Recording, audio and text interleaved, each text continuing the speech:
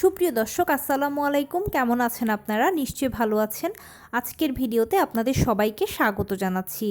আজকে আমি আপনাদের সাথে শেয়ার করব, যদি আপনি নবম মাসের গর্ভবতী হয়ে থাকেন এবং আপনার নর্মাল ডেলিভারির ইচ্ছে থাকে, তাহলে অবশ্যই নর্মাল ডেলিভারি সংক্রান্ত কিছু খুঁটিনাটি বিষয় জেনে রাখুন এবং সেই সাথে ইমার্জেন্সি এই কৌশলগুলো শিখে রাখুন। তাহলে পরবর্তীতে আপনার এগুলো কাজে লাগবে। চলুন মূল ভিডিওতে যাওয়া যাক। বাই দ্য ওয়ে, মূল ভিডিওতে যাওয়ার আগে একটা কথা বলি, আমি আমার চ্যানেলে pregnancy related, specially normal delivery related অনেক ইম্পর্ট্যান্ট তথ্য ভিডিও আকারে শেয়ার করে থাকি। এই তথ্যগুলো আমার পার্সোনাল এক্সপিরিয়েন্স ও আমার ডক্টরের সাজেশন থেকে নেওয়া। তাই আমার চ্যানেলটিকে যদি একবার আপনারা ভিজিট করেন, তাহলে আপনারা আপনাদের প্রশ্নাতীত মনের অনেক প্রশ্নের উত্তর পেয়ে যেতে পারেন। আমন্ত্রণ জানাবো আমার চ্যানেলটিকে একবার ভিজিট করে দেখার জন্য। এবারে চলুন মূল আলোচনায় যাওয়া যাক। আমি শুরুতেই বলেছি আজকে আলোচনা করব, যদি আপনি নবম মাসের গর্ভবতী হয়ে থাকেন এবং নর্মাল ডেলিভারির ইচ্ছে থাকে, তাহলে অবশ্যই নর্মাল ডেলিভারি সংক্রান্ত খুঁটিনাটি এই বিষয়গুলো জেনে রাখুন এবং সেই সাথে কিছু ইমার্জেন্সি কৌশল শিখে নিন, সময়তে কাজে দেবে। দেখুন, গর্ভাবস্থার নবম মাসটা হচ্ছে খুব গুরুত্বপূর্ণ একটা সময়। এ সময় একজন গর্ভবতী মা ও তার বাচ্চার মধ্যে জাস্ট ভূমিষ্ঠ হওয়ার দূরত্ব থাকে। তবে নবম মাসটা একটু সেন্সিটিভ সময়ও, কেননা পুরো গর্ভাবস্থায় আপনি যা যা ব্যথা কষ্ট বা যা যা কিছু সহ্য করেছেন, নবম মাসে আসলে এই সমস্যাগুলো আরও অনেক বেড়ে যায়। এছাড়া নবম মাসে আরও বিভিন্ন সমস্যা দেখা যায়, যেগুলো মায়েরা অজানার কারণে বা কিছু মায়ের অজানা ভুলের কারণে পরিস্থিতি বিপরীত হয়ে যেতে পারে। নবম মাসে যদি আপনি এখন গর্ভবতী হয়ে থাকেন, তাহলে প্রথমেই আপনার উচিত হবে শেষ চেক আপটা করিয়ে নেওয়া। সর্বশেষ চেক আপটা যদি করিয়ে নেন, তাহলে সেখানেই ফাইনাল সেটেলমেন্ট এসে যাবে যে আপনার কি নর্মাল ডেলিভারি হবে নাকি সিজার লাগবে। কারণ যখন দেখা যায় যে একজন মা ও একজন বাচ্চা মোটামুটি সার্বিকভাবে সুস্থ থাকে, বাচ্চার পানি, পজিশান, প্লাসেন্টা সব কিছু ঠিকঠাক থাকে, তখন সেক্ষেত্রে ডেলিভারিগুলো নর্মালিই হয়। আর যদি কোনো সমস্যা থাকে, মানে বাচ্চার হয়তো উল্টো পজিশান বা গর্ভের পানি কম বা মায়ের কোনো একটা সমস্যা আছে, তখন সেক্ষেত্রে সিজারের প্রয়োজন হয়, যেটা ডাক্তাররা আগেই পেশেন্টকে বলে দেয়। তো সেই মতে আপনি একটা প্রিপারেশান নিতে পারলেন। যদি সিজার হওয়ার হয়, তাহলে তো আপনার ডাক্তার বলেই দেবে যে অমুক দিনের অমুক তারিখে সিজার হবে, আপনি সে মতে সিজার করাতে পারলেন। কিন্তু যদি নর্মাল ডেলিভারি হওয়ার হয়, তাহলে তো আপনার ডাক্তার বলে দেবে যে আপনার নর্মাল ডেলিভারি হবে, অপেক্ষা করুন। এবারে আসুন মূল কথায়। নর্মাল ডেলিভারির যে অপেক্ষার কথাটা বললাম, এটাই হচ্ছে সবথেকে ইম্পর্ট্যান্ট একটা ব্যাপার। অনেকে বলে যে নর্মাল ডেলিভারি মানে অনেক ভয়, অনেক কিছু। আসলে নর্মাল ডেলিভারিতে যে আপনার মূলত যে ভয়, ব্যথা বা যেই কষ্ট বা যেই বড় কিছু যেটাই বলেন না কেন, সবটাই হচ্ছে অপেক্ষা করাটাই হলো সবচেয়ে বড় কষ্টকর এখানে। কারণ কি, এখানে ডাক্তার প্রথমে আপনাকে কনসিভ করার পরে যে ইডিডি বা এক্সপেক্টেড ডেলিভারি ডেটটা দিয়ে দেবে, সেই সম্ভাব্য ডেলিভারি ডেটে আপনার কিন্তু ডেলিভারিটা হতে পারে বা তার বহু আগেও হতে পারে, বহু পরেও হতে পারে। তবে আসার কথা হচ্ছে বহু আগেই কিন্তু হয়ে যায়, পরে খুব কমই হয়। জরুরি ইনফরমেশান যেটা, সেটা হচ্ছে সেই এক্সপেক্টেড ডেট বা সম্ভাব্য তারিখে যদি আপনার ডেলিভারি না হয়, তখন সেক্ষেত্রে আপনি অবশ্যই আপনার ডাক্তারের কাছে আবার যাবেন। যাওয়ার পরে ডাক্তার সব কিছু চেক আপ করে দেখবেন যে সব ঠিক আছে কি না। সব যদি ঠিক থাকে, তাহলে আপনাকে আরও 7 দিন এক্সট্রা সময় দেবে অপেক্ষা করার জন্য।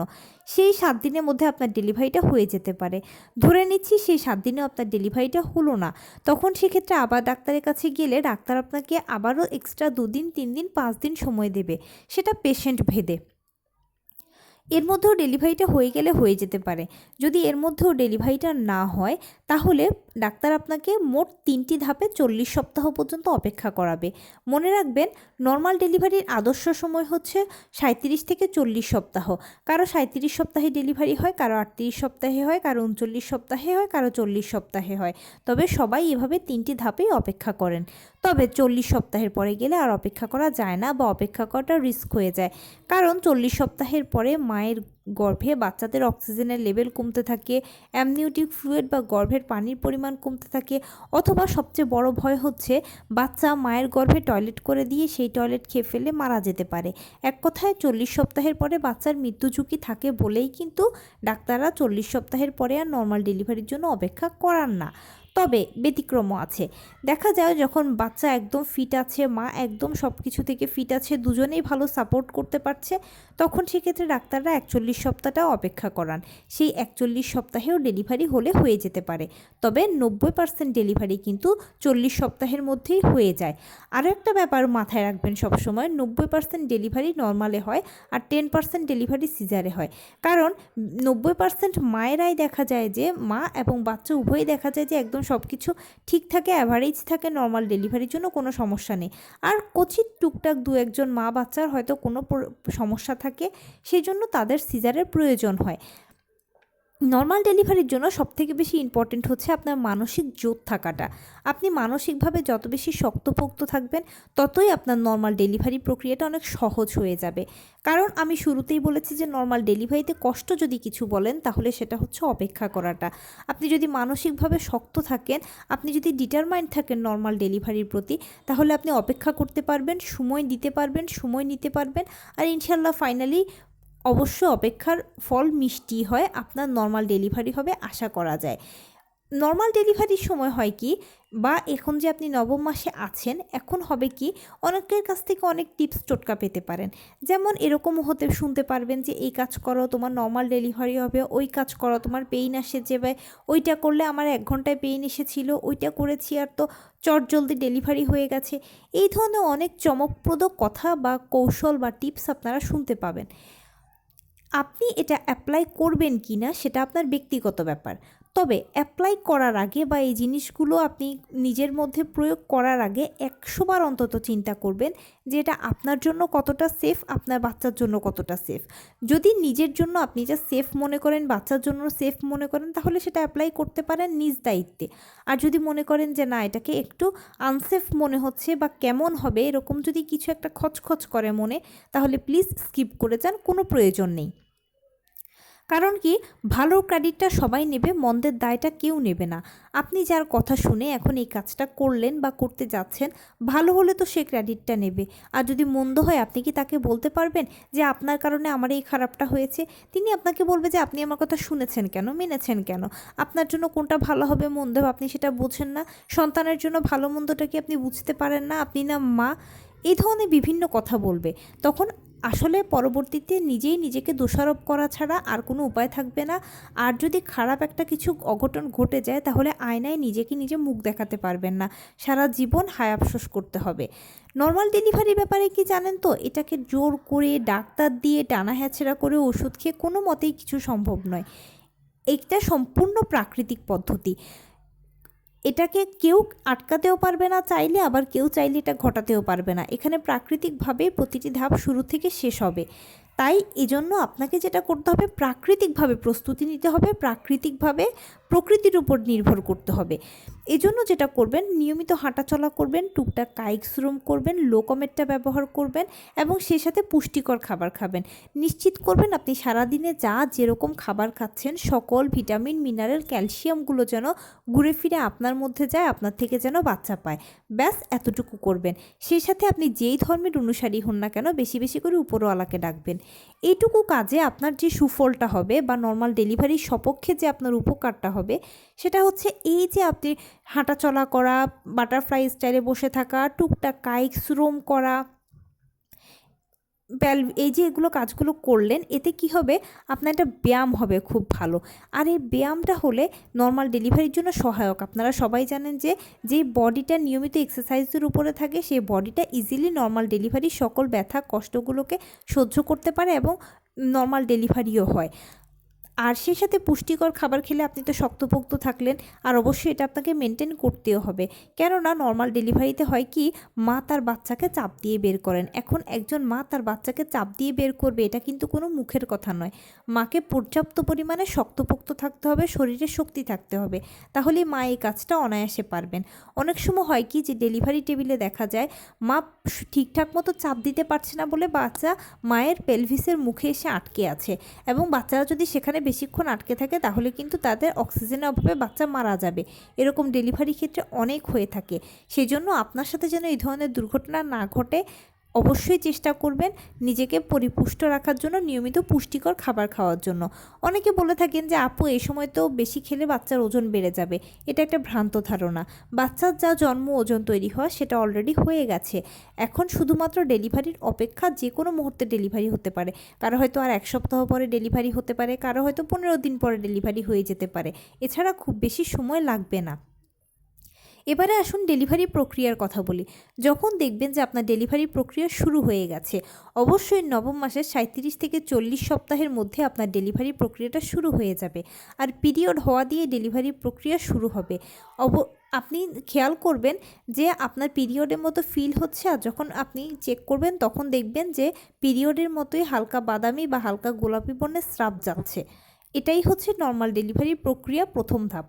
এর মানে হচ্ছে জরায়ু মুখ খুলতে শুরু করে দিয়েছে, এখন 1 থেকে 1 সেন্টিমিটার বা তার থেকে একটু হয়তো বেশি খুলছে বা খুলেছে, এই টাইপের।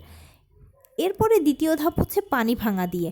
দ্বিতীয় ধাপে আপনার 1 ফোঁটা 2 ফোঁটা করে যখন পানি ভাঙবে তখন আপনি বিছানায় সটান শুয়ে থাকবেন। কেননা কখনোই ঝরঝর করে প্রস্রাবের মতো পানি ভাঙতে দেওয়া বা বেশি পানি ভাঙতে দেওয়া যাবে না। কারণ বেশি যদি পানি ভাঙে তাহলে বাচ্চা মায়ের গর্ভে শুকিয়ে মারা যাবে। সেই জন্য যখনই পানি ভাঙবে তখনই বিছানায় সটান শুয়ে পড়বেন। আর যদি দেখেন যে না, ধরেই ঝরঝর করে প্রস্রাবের মতো পানি ভাঙছে, তাহলে অবশ্যই অতি দ্রুত হসপিটালে চলে যাবেন। তবে এখানে আমার একটা পরামর্শ হচ্ছে, আপনারা যখনই দেখবেন যে পানি ভাঙতে শুরু করেছে তখনই হসপিটালে চলে যাবেন। এতে যে সুফলটা হবে, প্রথম থেকে শেষ পর্যন্ত ডাক্তারের অবজারভেশনে থাকতে পারলেন, আপনার আর কোনো বাড়তি টেনশন করতে হলো না। প্রথম থেকে দ্বিতীয় ধাপে যেতে কিন্তু কারো পুরো 24 ঘন্টা সময় লাগে, কারো বা আবার 13-14 ঘন্টা লাগে, কারো আবার 5-7 ঘন্টা সময় লাগে। এরপরে তৃতীয় ধাপে আপনার পেইন আসবে। প্রথমে হালকা, এরপরে মাঝারি, এরপরে ভারী। পেইনটা কিন্তু কখনোই এক নাগাড়ে হবে না। পেইনটা হবে কারো 10 মিনিট পরপর, কারো 15 মিনিট পরপর, কারো আবার আধা ঘন্টা পরপর। সময়ের হিসেবে যদি বলি, ধরুন আপনার 7টায় পেইন এলো, কয়েক সেকেন্ড থাকলো চলে গেল। আবার হয়তো 15 মিনিট পরে পেইন আসলো, কয়েক সেকেন্ড থাকলো চলে গেল। আবার হয়তো আধা ঘন্টা পরে পেইন আসলো, কয়েক সেকেন্ড থাকলো চলে গেল। ঠিক এরকম যখন পেইনটা আসবে তখন হালকা একটু খারাপ লাগবে। যখন পেইন চলে যাবে তখন ওঠা, বসা, হাঁটা, চলা, ফোনে কথা বলা, হসপিটাল ব্যাগ গোছানো সব কিছু করতে পারবেন, কোনো সমস্যা নেই। ডেলিভারির সময় যখন আপনার ভারী পেইনটা হবে তখন তো আপনি অলরেডি ডেলিভারি টেবিলে পৌঁছে যাবেন। তখন দেখবেন যে একটা পর্যায়ে জরায়ুর কন্ট্রাকশান শুরু হয়েছে। মানে এখন নবম মাসের গর্ভবতী হয়ে থাকলে আপনার দেখবেন যে পেটটা মাঝে মাঝে শক্ত হয়, মাঝে মাঝে ছেড়ে দেয়, এটা জরায়ুর কন্ট্রাকশান।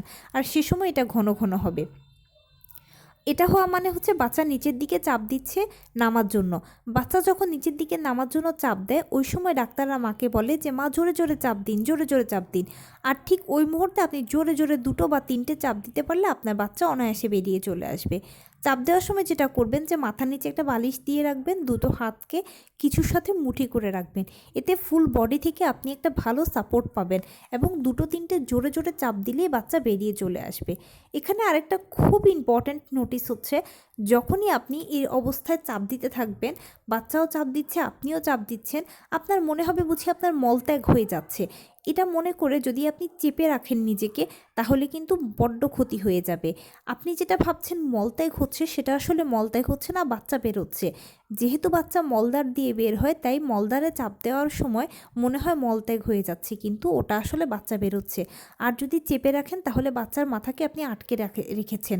এই মুহূর্তে কোনো ক্রমেই বাচ্চার মাথাকে আটকে রাখা যাবে না। যদি বাচ্চার মাথাকে আটকে রাখেন তাহলে ওই যে জরায়ুতে আটকে গিয়ে বাচ্চা মারা যাবে।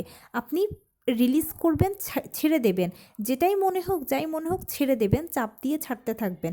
এতে কী হবে, বাচ্চা অনায়াসে বেরিয়ে যাবে, আপনার কষ্ট হবে না, ডেলিভারি কাজটাও সহজ হবে। সাইড কাটার প্রসঙ্গে বলি, অনেকে এটাকে ভয় পান যে সাইড কাটা হবে। দেখুন, সাইড কাটা তো সবার লাগে না। বাচ্চার মাথাটা হচ্ছে 10 সেন্টিমিটার। এখন আপনার পেলভিস যদি সময় মতো 10.5 থেকে 11 সেন্টিমিটার প্রশস্ত হতে পারে, তাহলে তো আপনার সাইড কাটা লাগলো না। আর যদি আপনার পেলভিসটা 9 থেকে 9.5 সেন্টিমিটার প্রশস্ত হয়, তাহলে তো একটু সাইডটা ছাড়তে হবে। কারণ আমরা যদি টানাটানি করে বাচ্চাটাকে বের করি, তাহলে বাচ্চার ঘাড়ের দুপাশের যে রগগুলো রয়েছে এগুলো অনেক নরম, ছিঁড়ে যেতে পারে। বা বাচ্চাও চাপ দিচ্ছে বের হওয়ার জন্য, আপনিও চাপ দিচ্ছেন তাকে বের করার জন্য। উভয়ের মিলিত প্রেসারে আপনার এবড়ো থেবড়োভাবে যৌনাঙ্গ ছিঁড়ে যেতে পারে, তাহলে কিন্তু আরও খারাপ হবে। এর থেকে বরঞ্চ জাস্ট একটু সাইডটা যদি ছেটে দেওয়া হয় তাহলে কোনো সমস্যা নেই, অনায়াসেই 7-8 দিন পরে আপনার ভালো হয়ে যাবে এটা। কারণ নিয়মিত অ্যান্টিবায়োটিক সেবন করবেন, ভিটামিন সি সেবন করবেন, সে সাথে একটু চেপে ব্যবহার করবেন, ইনশাল্লাহ 7-8 দিনে ভালো হয়ে যাবেন। নর্মাল ডেলিভারি কমপ্লিট হয়ে যাবে, আপনিও ভালো থাকবেন, বাচ্চাও ভালো থাকবে। নর্মাল ডেলিভারি নিয়ে আপনারা নতুন মায়েরা একদম টেনশন করবেন না। আপনারা যারা নতুন মা আছেন প্রায়ই আমাকে কমেন্টস করেন, আপু খুব ভয় হচ্ছে, কি করব, আমার প্রথম বাচ্চা। কোনো টেনশন করবেন না। নর্মাল ডেলিভারিটা একটা সহজ পদ্ধতি, একটা প্রাকৃতিক পদ্ধতি, সহজ পদ্ধতি। সেই জন্যই কিন্তু হাজার হাজার মানুষ নর্মালে বাচ্চা জন্ম দিয়ে আসছে, এবং মানুষ যতবার কনসিভ করে এতবারই নর্মালে বাচ্চা জন্ম দেওয়ার কথা চিন্তা করে। নর্মাল ডেলিভারি পদ্ধতিটা ভালো, এতে সারা জীবন সুবিধাজনক, এবং এটার প্রতিটি ধাপ মানুষ অনায়াসে সহ্য করতে পারে বলেই কিন্তু বারে বারেই নর্মালে বাচ্চা দেওয়ার কথা চিন্তা করে। আপনিও যখন একবার বাচ্চা জন্ম দিয়ে দেবেন নর্মালে, তখন সেকেন্ড টাইম যখন মা হবেন তখন বলবেন যে সমস্যা নেই, নর্মাল ডেলিভারি সহজ, আমি নর্মালেই বাচ্চা জন্ম দেব। এটার ব্যথা নিয়েও একদম চিন্তা করবেন না। এটার ব্যথাটা খুব ভালো একটা ব্যথা, মিষ্টি একটা ব্যথা, সবাই এটাকে অনায়াসে সহ্য করতে পারে। দেখুন, আপনি নিজেকে দিয়ে একটা কথা চিন্তা করুন, এত এত মানুষ যদি সবাই নর্মালে বাচ্চা জন্ম দিতে পারে, আপনি কেন পারবেন না? আর নর্মাল ডেলিভারি ব্যথাটা যদি এত মরার মতো, এত কেয়ামতের মতো অবস্থা হতো, তাহলে মানুষ কি একবার বাচ্চা জন্ম দেওয়ার পরে বারে বারে আবারও নর্মালে বাচ্চা জন্ম দিতে চাইতো? আপনি নিজে কি একবার কোনো কাজ করতে গেলে বা কোনো পথে গিয়ে যদি আপনি কষ্ট পান, ব্যথা পান বা কোনো খারাপ হয়, আপনি কি আবার ওই পথে যাবেন? কখনোই তো নয়, তাই না? সেজন্য নর্মাল ডেলিভারির উপরে বিশ্বাস রাখুন, ভরসা রাখুন। নর্মাল ডেলিভারি পদ্ধতিটা ভালো, এটাকে নিয়ে ঘাবড়ানোর কিছু নেই, টেনশনের কিছু নেই। সবাই যখন পারে নর্মালে বাচ্চা জন্ম দিতে, আপনিও পারবেন। সবার মাঝে এমন কি সুপার পাওয়ার আছে যেটা আপনার মাঝে নেই? আসলে সবাই ভয় পাচ্ছে না, আপনি ভয় পাচ্ছেন। সব ভয়কে আমাদের জয় করতে হবে, কারণ আমরা নারী, আমরা সব পারি। তো এই ছিল আজকের ভিডিও। কেমন লাগলো বলুন? যদি ভালো লেগে থাকে ও হেল্পফুল হয়ে থাকে তাহলে প্লিজ লাইক, কমেন্ট, শেয়ার করতে একদম ভুলবেন না। আর সেই সাথে আমার চ্যানেলটিকে সাবস্ক্রাইব করার বিনীত অনুরোধ রইল। পাশে থাকা বেল আইকনটি ক্লিক করে দেবেন, যেন আমি ভিডিও আপলোড করার সাথে সাথে আপনারা নোটিফিকেশান পেয়ে যান। যদি কোনো প্রশ্ন থাকে কমেন্টসে জানাবেন, আমি রিপ্লাই দেব। প্লাস যদি কোনো পরামর্শ থাকে যে কোন বিষয়ের উপরে ভিডিও বানালে আপনারা উপকৃত হবেন, সেটাও জানাবেন। আমি আপনাদের পছন্দের সর্বোচ্চ প্রায়োরিটি দেব। ভালো থাকবেন, সুস্থ থাকবেন। আসসালামু আলাইকুম।